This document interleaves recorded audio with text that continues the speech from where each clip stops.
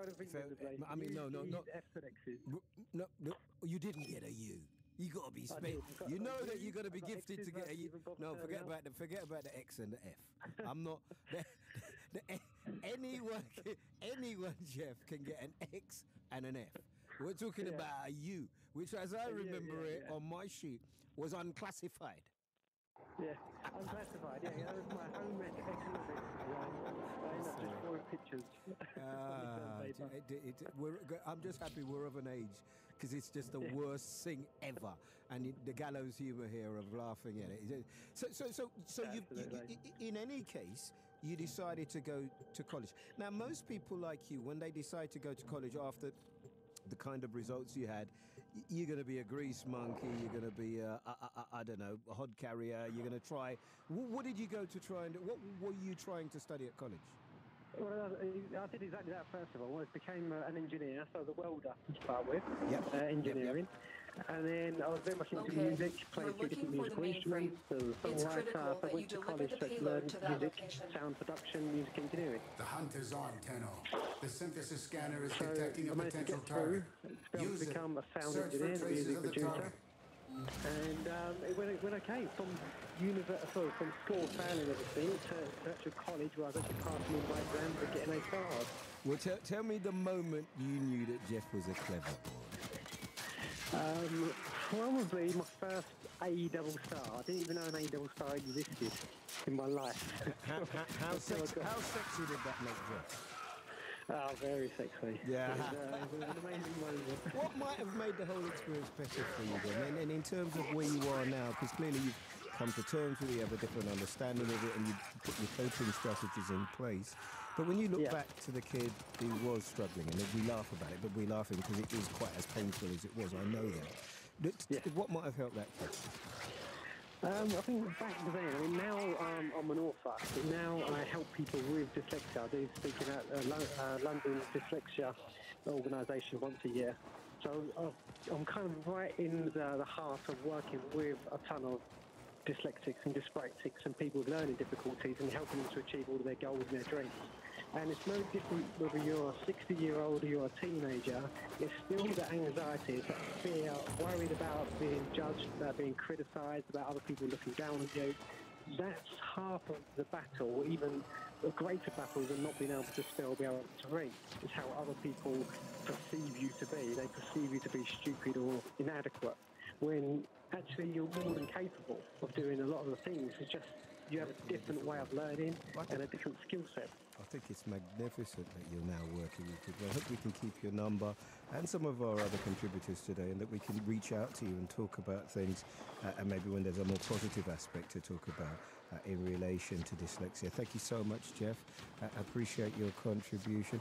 I'd love those calls to continue. There are other issues, of course, news stories on our agenda right through to 7 p.m. But it'd be nice to take your feelings about what you've heard, what people have said, the organisational powers, whether you were thought of as less than clever, how you describe it, being a dyslexic. 81333, start your message with the word London, or 0800 731 2000. Back with more stories. Ahead of that, news headlines, but even before that, here is Fiona McKinnon. Thanks very much, Eddie. BBC Radio London Travel. Here's the latest, and taking a look out the roads first of all. In Ealing, the A406 North Circular Road remains closed each way from the A4000 Garnersbury Lane to the Uxbridge Road, the A4020 after an accident. Expect long delays in the area, particularly through Acton and Ealing, as traffic is diverting. In addition to this, the Ealing Road is blocked at White Star Road now because of an accident, so that's going to be adding to the delays already present in the area. Delays are backing up onto the A4 now, and bus route 65 is on diversion. Staying with the A406, but to the east, westbound, 2 lanes are closed from the Cooks Ferry interchange to Gennister Road because of a vehicle fire. The Cricket Billet interchange westbound is slow, and the eastbound section is slow back from the Great Cambridge interchange, so both directions are very slow in the approach to these restrictions near to the Cooks Ferry interchange. And Beckton, following a breakdown on the A13, there are delays eastbound from Woolwich Manor Way to the Spur Road by the Beckton roundabout. The M25 clockwise has 2 lanes closed still between junctions 24 and 25 after an accident, and the delays are stretching back to junction 23. Do update us on 0800 731 2000 or tweet us at BBC Travel Alert. Fiona McKinnon, BBC Radio London, next updates in 15 minutes. On digital radio, smartphone and speaker, and on 94.9 FM. This is London. This is BBC Radio London. London's News at 5, I'm Tanya Snuggs. Theresa May has dismissed Boris Johnson's call to abandon her Brexit plan. Earlier, the MP for Uxbridge and South Ruislip told a fringe meeting at the Conservative Party conference in Birmingham that her so-called Chequers proposal was dangerous and unstable and would lead to the UK forfeiting powers to the European Union. So you can synthesize it for me.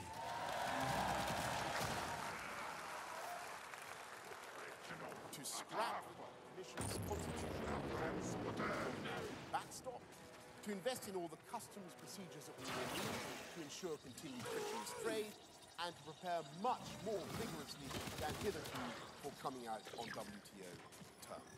But the Prime Minister is defending her approach. First of all, there's one thing we all know about Boris is that he'll put on a good show. And the point about the proposal we put forward on Brexit is that it delivers an end to free movement.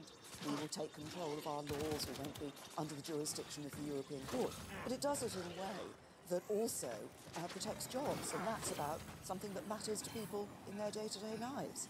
In other news from the conference, the government's promising a more coordinated response to tackling violent crime in London.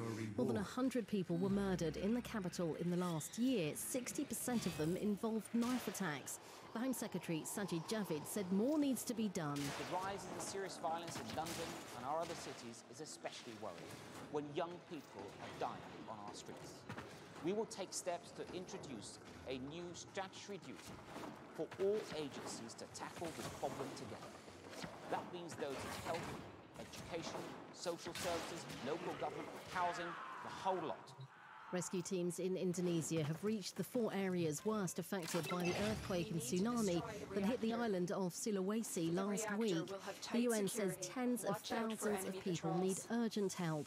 At least 1,300 are known to have died. A police officer who was on duty at the time of the Westminster attack has told an inquest how he attempted to rugby tackle the terrorist killer Khalid Masood. 4 people and a police constable, Keith Palmer, died in the atrocity in March last year. Helena Lee reports from the Old Bailey. PC Carlisle said he tried to rugby tackle Masood after seeing him grab PC Palmer, but Masood came towards him armed with knives. When asked whether he had any doubt of the attacker's intentions, PC Carlisle replied, "None whatsoever. He was coming to kill police officers." The barrister representing the widow of PC Palmer, Dominic Adamson, said the Metropolitan Police left PC Palmer and his colleagues at the gate to fend for themselves and defenceless against a highly likely terrorist threat. The man's died after reportedly being hit by a window that fell from the Corniche, a luxury block of flats in South London. Police say he was pronounced dead at the scene in Albert Embankment, south of the River Thames, after they were called shortly before 11 o'clock this morning. They're trying to trace his next of kin. The Health and Safety Executive has been informed. Tube drivers on the Central Line are going to strike on Friday in a second dispute over industrial relations. Another walkout's planned for November. In a separate row, members of the RMT union recently took industrial action on the Piccadilly line. And the government's announced it's changing the law so that heterosexual couples can enter a civil partnership in England and Wales. In June, the Supreme Court ruled that it was discriminatory to restrict civil partnerships to same-sex couples. Charles Keedon from London, who brought the case with his partner, Rebecca Steinfeld, is delighted by the news. There's millions of cohabiting couples in this country, many of whom want to have the protections and security they need and deserve. The measure will be good for families, so it will be popular across the country. We now need to see legislative action. Emma Saunders has your Drive Time Sport. Good evening. Tottenham manager Maurizio Pochettino has confirmed that captain Hugo Lloris is fit enough to make his comeback against Barcelona in the Champions League tomorrow night. But Spurs will be without Dele Alli, Jan Vertonghen, Christian Eriksen, Serge Aurier and Moussa Dembele, who are all out injured. Elsewhere in tonight's action, two of our West London sides look to get back to winning ways in the Championship as QPR go to Reading in our commentary game and Brentford host Birmingham. And there's been a clean sweep for Surrey players at the 2018 Cricket Writers' Club Awards. All-rounder Sam Curran has been named as the Young Cricketer of the Year. Captain Rory Burns is the County Championship Player of the Year. London's weather, Kate Kinsella. It's been quite a warm and humid day today. The air quite moist, so therefore we've had quite a bit of cloud. It should remain dry, though, as we head through the first part of the evening. We may even get a hint of brightness, one or two sunny spells, potentially. The temperature, though, around 20 Celsius, so it is feeling much warmer than yesterday. And we hang on to the mild air overnight tonight. We also hang on to the clouds, some thick enough to produce some light rain and drizzle. Temperatures somewhere between 8 in the suburbs to 12 in central London, so a reasonably warm start tomorrow morning. Quite cloudy at first, but then hopefully the cloud will break up a little more tomorrow. Some more sunny spells. Temperatures tomorrow around 19 Celsius. BBC Radio London, it's 5 minutes past 5. This is London. There's a beginning, a middle, and always with a Londoner, a punchline. A real discussion with real people. We've got news, we've got sport, we've got the weather, we've got travel. This is BBC Radio London. Eddie Nestor's Drive Time. Good afternoon to you. This is, as you just heard, their Drive Time with me, Eddie Nestor, taking calls, texts and emails. First hour spent really, I found interesting, the people phoning, talking about dyslexia, growing up with it, dealing with it, coping strategies, how they describe it, and actually, which is new to us as a programme, what you say when you go for that job application, what you say, what the box that you tick and how you tell them. If you don't tell people, then how can the employers help you? But if you do tell them, might you not get the job? I'd love for that to continue, please. It's a condition that affects up to 10% of us, so definitely worth giving some time. In other news, Boris Johnson has used his speech at the Conservative Party conference, I think I better point out, fringe meeting, to criticise the Prime Minister's strategy for leaving the EU. The Uxbridge MP and former Foreign Secretary said it was time to chuck checkers and revert to the principles set by Theresa May in her Lancaster House speech. I hope you will join me in urging our friends in government to deliver what the people voted for. To back Theresa May in the best way possible by softly and quietly and sensibly supporting her original plan. And in so doing, to show confidence in conservatism and to show confidence in our country. Well, you might think he's overplayed his hand. You may think he is speaking for you. I'd love to talk to you about Boris Johnson. He's a London MP, former London mayor, but he's just making these interventions. And it would have been fascinating to see what kind of reception he would have got on the main floor. Immigration has also been high on the agenda. Mrs May says under proposals which would come into effect in January 2021, EU migrants would be treated the same as those from the rest of the world, with highly skilled workers given priority. Mrs May told the BBC the UK would regain control of its borders. It ensures that free movement comes to an end once and for all, and we will be deciding who can come into this country. But we recognise that businesses say that there are skills that they need to bring into this country. So the new system is going to be based not on where people come from, but on what they can contribute to our economy. Lots there for us to talk about. I don't have any time with you. I could spend a lot more time with you, but we might put people to sleep. Political editor Timothy Donovan. Oh, well, hang on. Before you go any further, how long have you got with me? You know, I don't know how long I can spend with you. It's going to be like that. I mean, I'm sitting around waiting for ages. I had to play those pieces of audio. I want to speak to you. Boris, let's get to Boris first. I mean, look, you know, I remember being in Mexico and in America, and when they were the primaries coming up for the American, the only person they were talking about was Donald Trump, which was giving him unfair. Since when did we major at the BBC on covering what a former Foreign Secretary backbencher has said in a fringe meeting at the Conservative Party conference? Yeah, I agree with you. I'm not going to go any further. I've got nothing to say about it. You're quite right. Let's talk about the issues. Okay, so in terms of the issues, Mrs May, will she be writing a comedy? She'll have to reference Boris when she steps up on the floor, won't she? Well, you know, she tries her hardest in interviews, and she's had to do a lot of them, not to allow that name. to pass her lips. I mean, she's done an interview with the BBC today, and in that, you know, she said, well, he's very good at putting on shows, she said.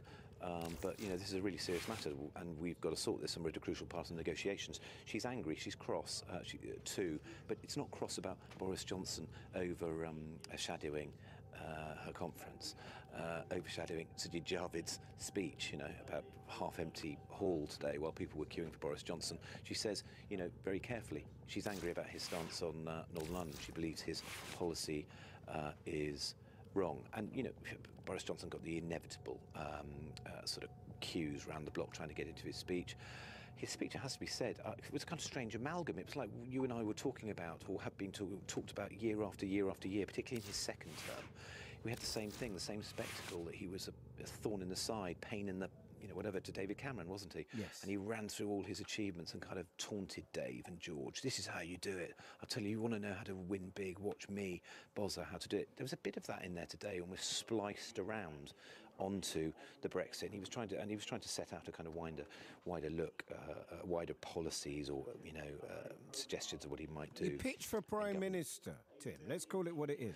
Well, yeah, it's interesting you say that, because I stood outside with a microphone and camera expecting people to say that.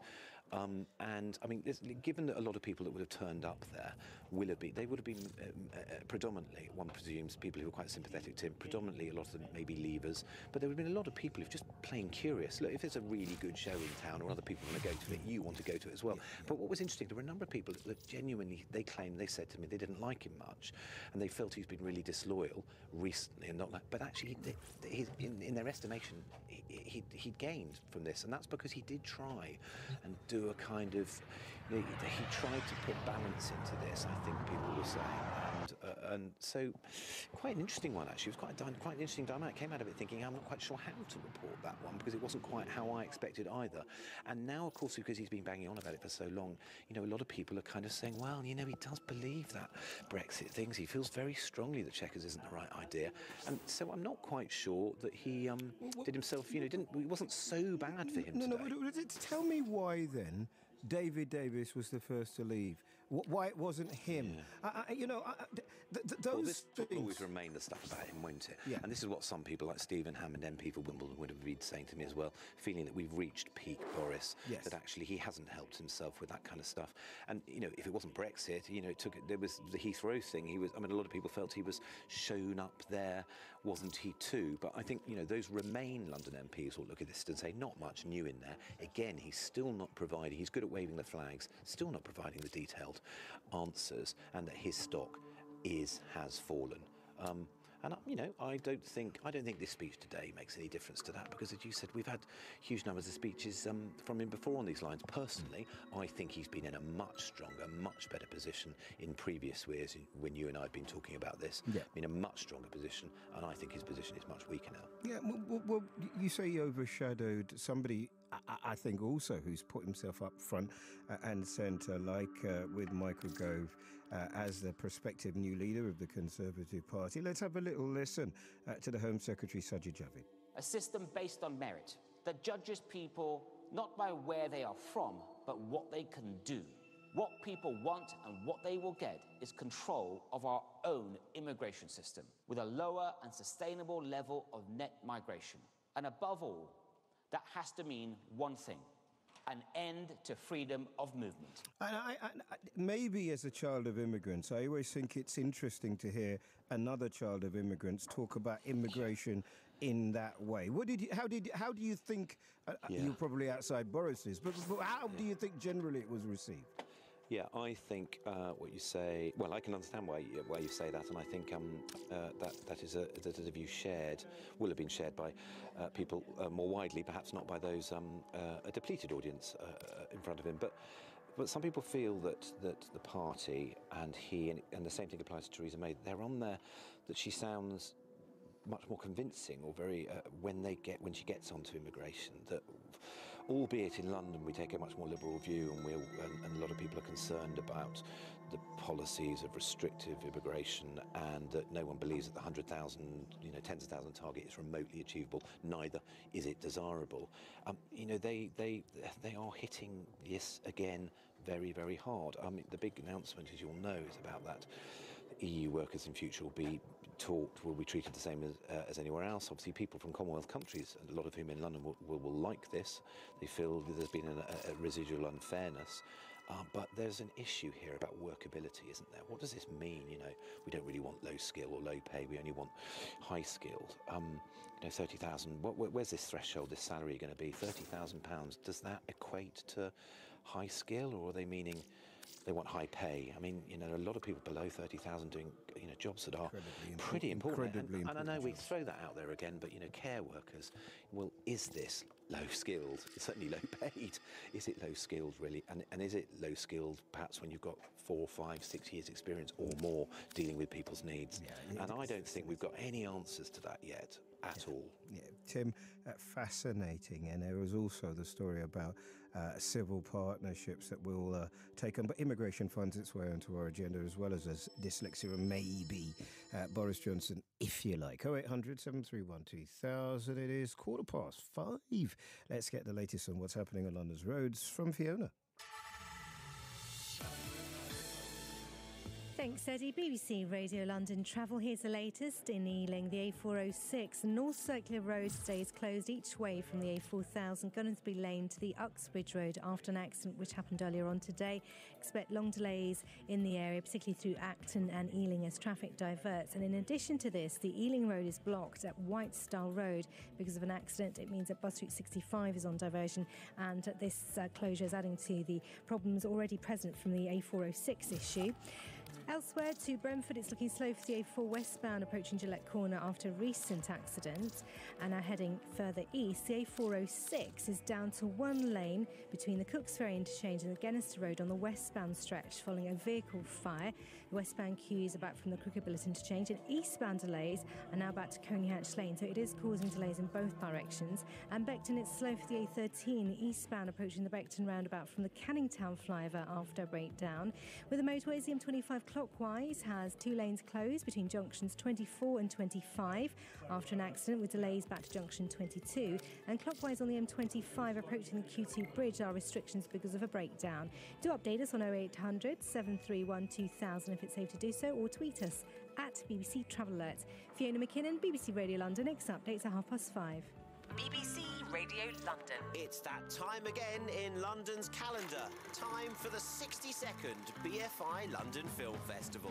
And this year, BBC Radio London will be dropping in behind the scenes with a new series of podcasts. It's to get the first word out on the film. I'm Jason Solomons, and the London Film Podcast will be your insider's guide around the festival screenings. It's an audience festival in a really terrific cinema-going city. Episode 1 with film producer Stephen Woolley and artistic director of the London Film Festival, Trisha Tuttle, is available from this Thursday at bbc.co.uk/Radio London. It's one of the highlights of the year for London, and certainly it is for this London. The London Film Podcast, inside the 62nd BFI London Film Festival. BBC Radio London. Why are you assuming, Eddie, that people with dyslexia will be fantastic employees? They may be as good or as useless as anyone else, surely, Eddie. In my 30-year career, I've worked with two people I knew to be dyslexic. One was excellent and incredibly professional. The other was lazy and used their disability as an excuse to avoid work. That workplace was heavily unionised, so she had protection. Says Paul. Thank you, Paul. Paul, reel your neck back in, okay? Okay, we're not fighting here. Trying to bring a greater understanding of a particular order or disorder, call it what you will, but certainly the chance to get a job should be afforded to everybody. That was the main point I was trying to make. Now, a man has died after he was struck by an object thought to have fallen from a tower block in central London. Happened just after 10:30 this morning on Albert Embankment. BBC Radio London's Anna O'Neill has more. What happened, Anna? Well, details are still emerging about what happened, but it was believed that this was a pane of glass that fell from the penthouse of a luxury apartment block. So it fell 250 feet straight down onto the man. He was pronounced dead by emergency crews that came to the scene, and police and emergency services are now trying to trace his next of kin. So it was from the penthouse of the Corniche block of luxury flats on the South Bank opposite the Tate Britain. And we believe that the victim was walking below when the glass panel fell from the 27th floor, which is where the penthouse is. And these are luxury apartments, not just any old tower block. They cost up to £6 million. So property developer St James is the person that owns that. It said it was investigating the incident. A spokesman said, "We extend our deepest sympathies to the family at this incredibly difficult time. We're investigating this incident as a matter of urgency and working with the emergency services to establish what happened." And we don't know who the man is. And one eyewitness thought he might have been a construction worker. Somebody else, on the other hand, thinks that it might be somebody from one of the coach companies that was parked nearby and might have been a coach driver. And on that, Clark's, which is a London coach company, have been contacted for comment. They said, "This is a tragic incident and our thoughts are with the victim's family. It is not appropriate for us to comment any further while the police investigate this tragedy and speak to the next of kin." So I think more details will come out about who it might be.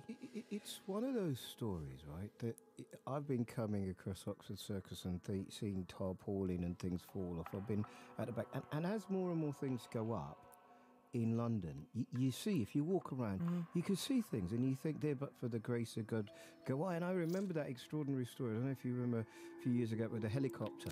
And that man dying. And it's like, how did your dad die? How did your brother die? And and it isn't the first time. I'm sure we got more stories. No, it isn't the first time.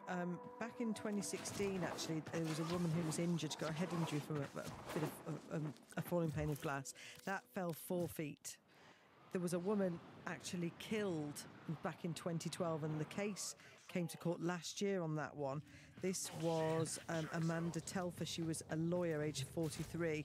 A stack of large unglazed frames collapsed on her as she walked past a building site in Hanover Square.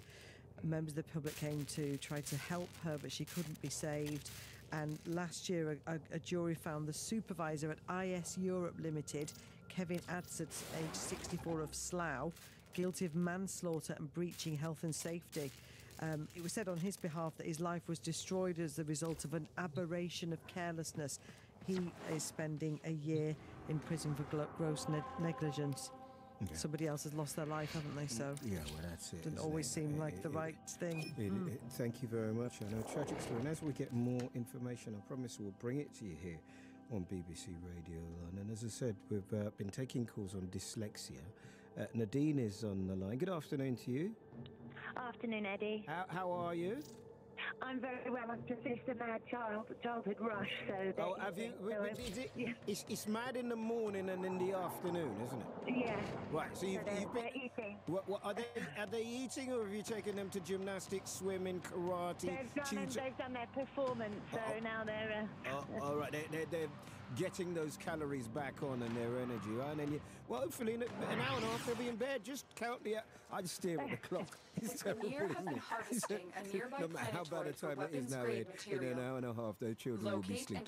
Right, sorry, that tells you what bad a parent I am. Now tell me about carrying out everyday, boring, what we would regard as mundane activities, like the organisational skills that you must have to be a mum. I would say the strategy I've used throughout life. The location is returning to normal security levels. At the secret all London, they have to have. I can't have to set anywhere. The mining equipment is nearby. It must be very destroyed planned. to prevent the Grenier from developing energy weapons. And yeah, thought process is definitely a problem with dyslexia, and mine was definitely something that I found a problem with it. Right. So how is it changed? One of the things, and you have to. When I first came into this radio station, nothing had happened to me. Really, if I think about it, quite often, many of the things that have happened have been since I've been here. One of them was watching women go off to have children and come back, and the organisational ability that they had. You could just see it, because you had to know where the shoes were, where next door was, and dads too, because I'm doing it at the minute. How was having children? I'll get into the nitty-gritty of your condition, but just help me, because I'm interested in how you go about your life. How has that changed? I I am just a highly organised person because I've had to work it that way, and so everything works like clockwork. And if someone comes to try and muck up my plan, it does put me a bit off kilter.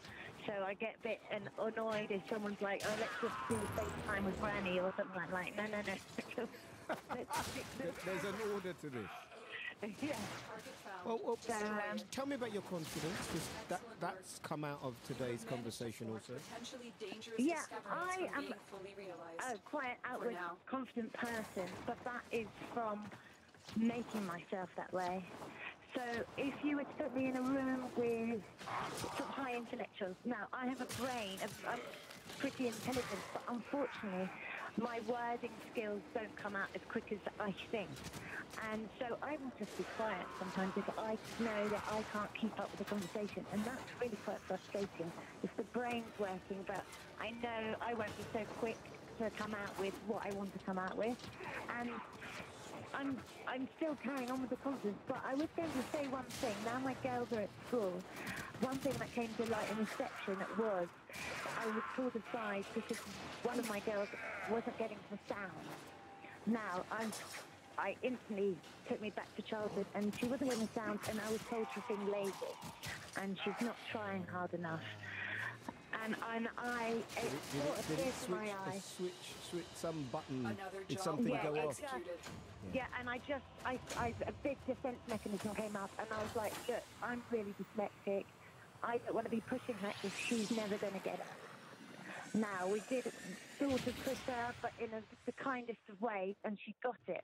But she's really strong in performance, and she has a confidence that I don't know where she gets from.